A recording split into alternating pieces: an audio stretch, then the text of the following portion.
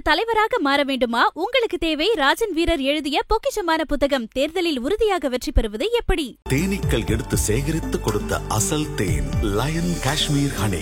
அசல் தேன் அசந்தேன். அசலானது ஸ்பெஷலானது குலாஸ் நாட்டு சர்க்கரை. வணக்கம் சார். வணக்கம். இன்று பசும்பொன்னில் எல்லா கட்சி தலைவர்களும் அஞ்சலி செலுத்தியிருக்காங்க. அந்த வகையில் இப்போ அதிமுகவிலிருந்து பொதுச் செயலர் எடப்பாடி பழனிசாமி அஞ்சலி செலுத்தியிருக்காங்க. அதே புறம் மற்றொரு புறம் அதிமுகவை சேர்ந்த செங்கோட்டையன், அதே போல் அதிமுகவிலிருந்து நீக்கப்பட்ட பிரிந்து சென்ற ஓ பன்னீர்செல்வம், டிடிவி தினகரன், இவங்க மூவரும் ஒன்றாக போய் அஞ்சலி செலுத்தியிருக்காங்க. அதை தொடர்ந்து சசிகலாவும் வந்திருக்காங்க. அந்த சந்திப்பும் நிகழ்ந்திருக்கு.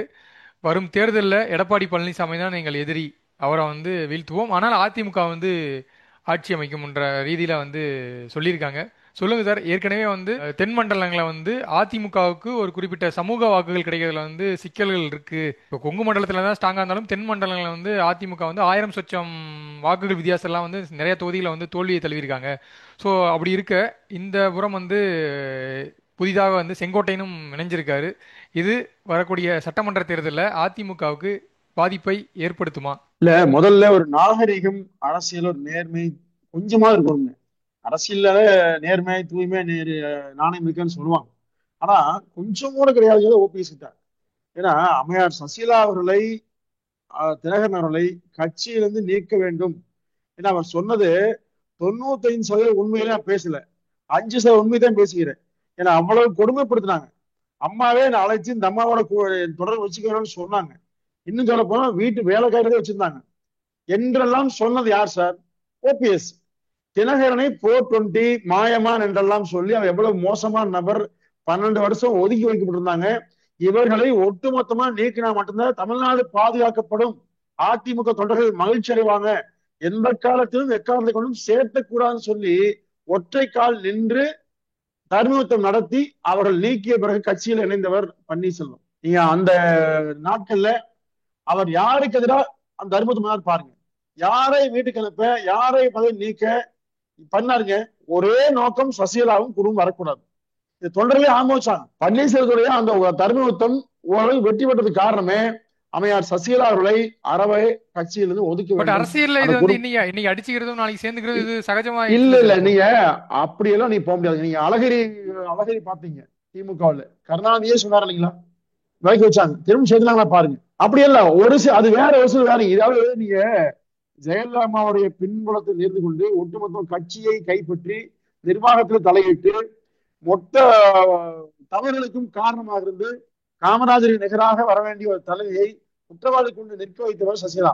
இதெல்லாம் சொன்னாரு ஓபிஎஸ் தான். இல்ல சார், கடந்த காலத்துல எஸ்டிபிஐ மாநாட்டுல கூட தான் எடப்பாடி பழனிசாமி அவர்கள் பேசினாரு. பிஜேபி கிடையாது. கூட்டணி வேற சார், கூட்டணி வேற. நீ கூட்டணி சேர்றது வேற. திமுக காங்கிரஸ் வச்சு, மதிமுக சொல்லிச்சு, 16 விசிக சொல்லிச்சு, கம்யூனிஸ்ட் அப்படி பண்ணா எந்த கட்சி செய்ய முடியாது, அது வேற. ஆனால் ஒரு கட்சியிலிருந்து நீக்க சொல்றேன் நான். நீங்க திமுக நீக்கப்பட்ட நிறைய பேர் மன்னிப்பு கல்வி கொடுத்து காலில் விழுந்து, கண்ணை காலில் விழுந்து வந்தாங்க. நான் அதுக்கு போகவே இல்லை. ஒரு கட்சியில் பயணித்தவர், தொண்டைகள் மத்தியிலே இந்த பரப்புரையை மேற்கொண்டவர், தான் இந்த முடிவு எடுக்க முடியலைங்க. அப்ப அந்த மாதிரி வைக்கப்பட்டாங்க. அப்ப அதே ஓபிஎஸ் தவறு செஞ்சார், பொதுக்குழு நீக்குச்சு. அன்னைக்கு செங்கோடைய மேடையில் இருந்தாரு, எல்லா கூட்டத்தையும் கலந்துட்டாரு.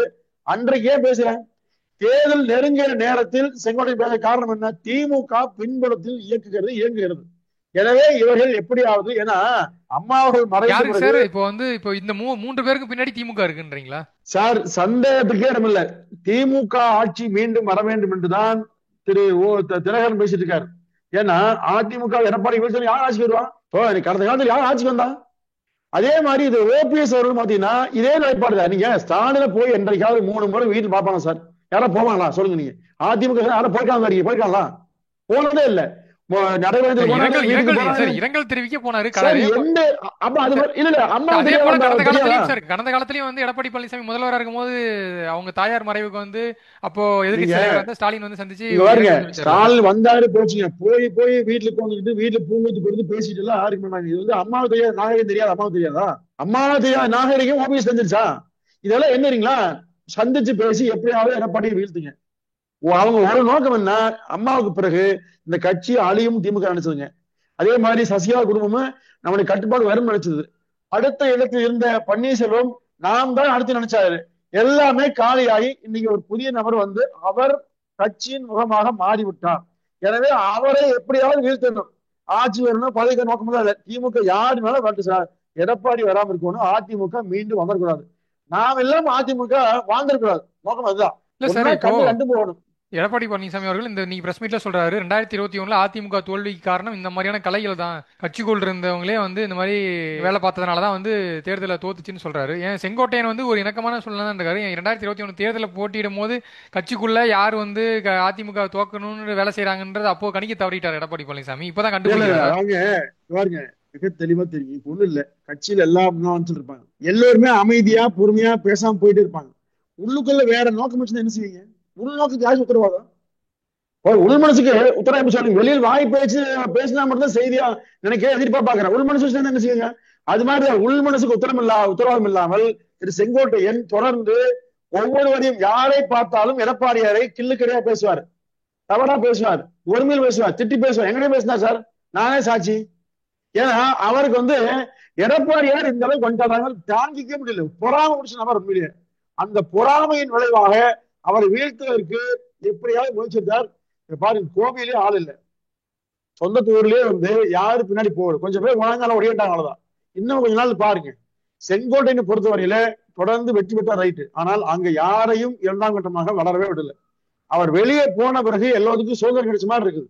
இப்போ இந்த 4 ஆண்டுகள்ல அதிமுக அழிப்பதற்கு பன்னீர்செல்வம் முயற்சி எடுத்தார். தினகரன் ஒவ்வொரு முறையும் பேசினார், அதிமுக தோக்கு, எடப்பாடியை வர முடியாது, நான் விடமாட்டேன் பேசிட்டு இருந்தார். அப்ப இவரோடு சேர்ந்து ஒற்றுமைப்படுத்த போறீங்களா? ஒற்றுமைக்கு எதிராக பேச நபரோடு சேர்ந்து கொண்டு அவர்களுக்கு பதவி இல்லை அப்படியே தாண்டி வேற என்ன துரோகம் எடப்பாடி எடப்பாடியே செய்த துரோகம் என்ன சார்? துரோகி பேசுறாங்களா? தினகரனுக்கோ இல்ல பன்னீர்செல்வத்துக்கோ செய்த துரோகம் என்ன?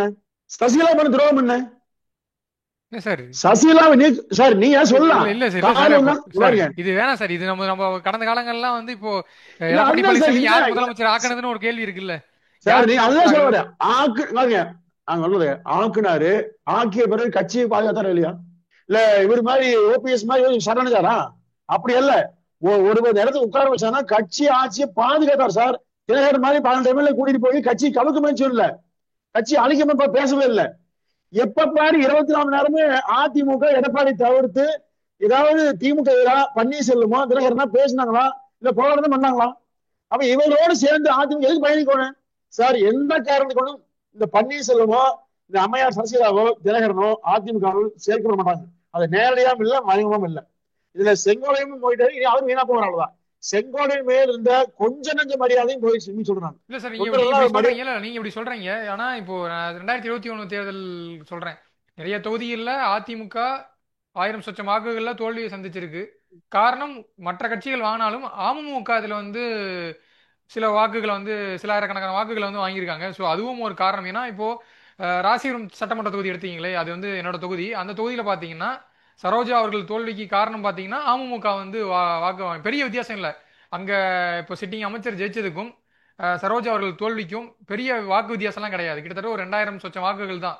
ஆனா தோல்வி சந்திச்சிருக்காங்க. இது போன்ற இப்போ வந்து செங்கோட்டையும் சேர்ந்திருக்காரு, ஓபிஎஸும் சேர்ந்திருக்கான்ற போது சரி, இப்போ மேற்கு மாவட்டங்கள்லாம் விட்டுருங்க, தென் மண்டலங்கள்ல வாக்குகள், அதுவும் குறிப்பு சமூக வாக்குகள் கண்டிப்பா ஸ்பிளிட் ஆகும். இது வந்து அதிமுக வந்து தோல்வி தழுவதுக்கு ஒரு பெரிய ஒரு ரோல் பிளே பண்ண போகுது, திமுக வெற்றிக்கு இது வித்திட போகுதுன்ற ஒரு பார்வை இருக்குல்ல, அது எப்படி பாக்குறீங்க?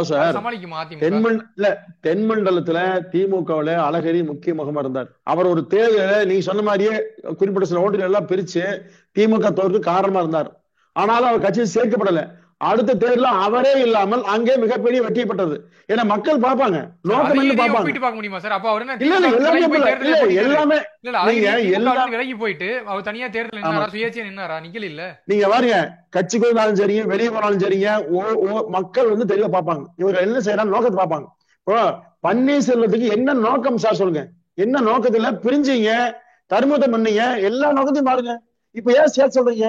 நீங்க முன்னாடி சொன்ன குற்றச்சாட்டுக்கு மன்னிப்பு கேளுங்க. நான் பேசுறது கூட பொய் சொல்லக்கூட, தவறா செய்யக்கூட, மன்னிப்பு கேளுங்க. அப்ப ஏன் பேச மாட்டீங்க? சசிகலா திட்டுனீங்களா?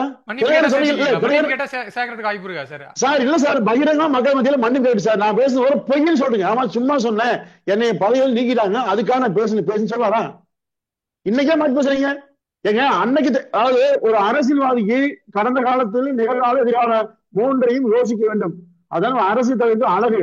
ஆனா அந்தந்த காலத்துல என்னென்ன வாய்ப்பு பயன்படுத்திட்டு அடுத்த காலம் பத்தி கவலைப்படுறதுல இருக்கு. அதிமுகவுல 2021 தேர்தல் முடிந்த பிறகு 65 பேர் எம்எல்ஏ, வேற 63 பேர் எடப்பாடியார் தான் வரவங்கிறாங்க, எங்க செய்யலாம். ஆனா இவர் அனுப்புகிறார். என்ன காரணம்? ஓட்டு வச்சிருந்தா ரொம்ப அசியப்பட்டிருப்பாருங்க. அதுதான் நடந்தது. பொதுக்குழு, செயற்குழு, சட்டமன்ற உறுப்பினர், மாவட்ட செயலர் எல்லாருமே யாருமே பன்னீர் ஏற்றுக்கவே இல்லை. அதே நம்ம செங்கோட்டையனை ஏற்றுக்கொண்டு யாருமே போகணும் சார். அங்க பக்கத்துல பண்ணாரியும் சட்டமன்ற உறுப்பினர் பவானிசார் தொகுதியில அவரே போகல. கூட போன சத்யபாமா முன்னாள் எம்பி அவங்களே புலம்பிருக்காங்க, கேட்டு விசாரிச்சு பாருங்க. அதாவது செங்கோட்டையன் ஒரு பிரஸ் மீட் வச்சா நாடு புறம் பரபரப்பாகும். தர்மபுரத்தை போலவே எடப்பாடிக்கு எதிரான ஒரு மிகப்பெரிய யுத்தம் ஏற்படும் நம்பினாங்க. சில பேர் தூண்டியும் விட்டாங்க. அதற்கு பலியானவர் செங்கோட்டையன். தனிப்பட்ட முறையில் செங்கோட்டையனுக்கு காழ்ப்புணர்ச்சி ஒன்றை தவிர ஒற்றுமைப்படுத்த வேண்டும். அதிமுக ஒன்று சேர்ந்த ஆட்சி சத்தியமா உண்மையா கிடையாது. இல்ல அவங்க அதுதான் சொல்றாங்க. பேட்டிக்கு பேட்டிக்கு அதிமுக ஆட்சி அப்படிதான் சொல்லுவாரு சார். நீங்க சொல்றாங்க அதிமுக ஆட்சி அமைக்காம விட்டுருவா அப்படின்னு தான் அவங்க சொல்றாங்க திரும்ப திரும்ப. எப்படி நீங்க சொல்லுங்க சார், சசிகலா எந்த கட்சி இருக்குது இப்போ? எப்படி நிப்பாங்க முதல்ல? எப்படி செய்வாங்க சொல்லுங்களா? அதெல்லாம் உண்மையா முதல்ல சும்மா தமாசு ஓடிட்டு பொழுதுபோக்கு எல்லாம் வச்சு பேச யோசிச்சு பாருங்க. செங்கோட்டையனுடைய நடவடிக்கைகள் தனிப்பட்ட முறையில எல்லாத்தையும் பேசும்போது எடப்பாடியை திட்டுவாரு. எடப்பாடி ஆதரிச்சு பேசாதீங்க பாரு. இப்படி பேசிய நபர்கிட்ட உள் மனசுல என்ன யோசிச்சு பாருங்க? ஒரு வெஞ்சன்ஸ், ஒரு வெறுப்பை மனதிலே வைத்துக் கொண்டு அதை பயன்படுத்த முடியாம போய்விடுற காரணத்துக்காக அவர் செய்கிற செயல் தான் இது. ஒற்றுமையில நாடகம் சார். அது நாடகம் பண்ண முதல்ல அங்க தொகுதியில ஒற்றுமை சொல்லும் போதில்ல. பல ஊர்ல அதான் பிரச்சனை. ஈரோடு மாவட்டத்தில் கட்சியே அழிஞ்சிருந்தது காரணம் அவர் தான்.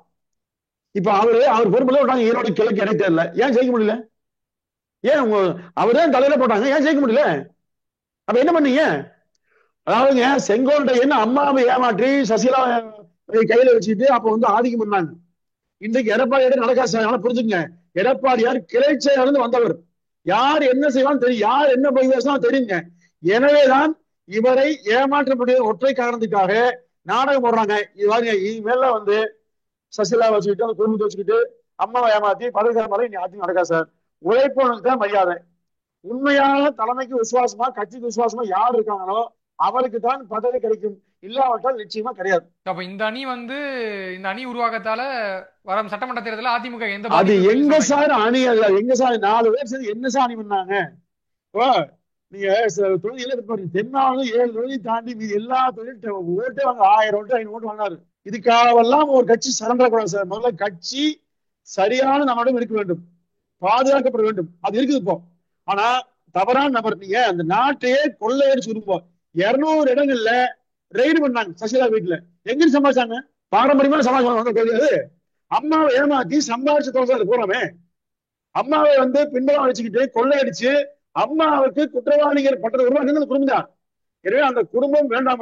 பல முன்னாள் அமைச்சர் வெளியே போனாங்க, பல முன்னாள் அமைச்சர் வெளியே போனாங்க.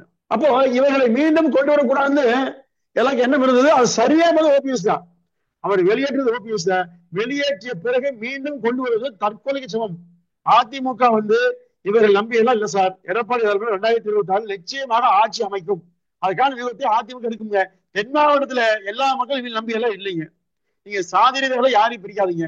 ஸ்டாலின் என்ன சாதி? சாதி கொண்டு போறாங்களா? சாதி என்ன சம்பந்தீங்க? அதெல்லாம் காரணமே அல்ல. சூழ்நிலை தான், அரசியல் சூழ்நிலை தான் காரணம். ஆளுங்கட்சி செய்யக்கூடிய தவறுகளுக்கு நீங்க மக்கள் ஓட்டு மாத்தி போடுறாங்க. அவ்வளவுதான். இந்த ஓட்டை மாத்தி போகிற போது நிச்சயமாக அதிமுக அதை அறுவடை செய்யும். ஏன்னா 4 ஆண்டு காலம் மிகச்சிறப்பான ஆட்சி கொடுத்த எடப்பாடி மக்கள் விரும்புறாங்க. ஸ்டாலின் எடப்பாடி ஒப்பிடுகிற போது ஸ்டாலின் மிகப்பெரிய மோசமான நிலையில் இருக்காரு தான் உண்மை. அவருக்கே தெரியாது. எனவே கவலை இல்லை சார். அதிமுக 26 வென்றே தீருங்க. இவர்கள் எல்லாமே வெல்லுங்க. சொல்ற தலைவரன் விடமாட்டாங்க. விடமா சொல்லி இவர் யாரு சார்? இவர் என்ன இருக்குமோ இல்ல, ஒண்ணுமே இல்ல. ஒரு எம்எல்ஏ ஜெயிக்க முடியுமா? இல்ல ஆர்கே நகர் ஜெயிச்சிங்க இல்ல, இப்ப ஏன் ஜெயிக்க முடியல? நீ ஜெயிக்காமல அம்மாவுக்கு வாரிசு காட்டினீங்கல்ல, ஏன் முடியல? முழுக்க சார் கோடிக்கணக்கில் கொள்ளையடித்த பணத்தை வைத்துக் கொண்டு நாட்டை விலைக்கு வாங்கலாம் என்று திமுக நினைக்குது, டிடிவியும் குழு நினைக்குது சார். மக்கள் இனியும் ஏமாற மாட்டாங்க, அதிமுக ஏமாறாது. கண்டிப்பா பொறுத்திருந்து பார்க்கலாம் சார். தேர்தல் நெருங்கிட்டு இருக்கு. நீங்க சொல்லியிருக்கீங்க இவங்க எந்த விதமான இம்பாக்டை ஏற்படுத்த மாட்டாங்கன்ட்டு. தேர்தல் முடிவுகள் தான் நான் அதுக்கு விளக்கம் அளிக்க முடியும். நேரம் ஒதுக்கி நிறைய தகவல் பகிர்ந்துட்டீங்க. நேரத்துக்கு நன்றி சார். நன்றி சார். நன்றி சார். ஒரு தலைவராக மாற வேண்டுமா? உங்களுக்கு தேவை ராஜன் வீரர் எழுதிய பொக்கிஷமான புத்தகம். தேர்தலில் உறுதியாக வெற்றி பெறுவது எப்படி? தேனீக்கள் எடுத்து சேகரித்து கொடுத்த அசல் தேன் லயன் காஷ்மீர் ஹனி. அசல் தேன் அசந்தேன். அசலானது ஸ்பெஷலானது குலாஸ் நாட்டு சர்க்கரை.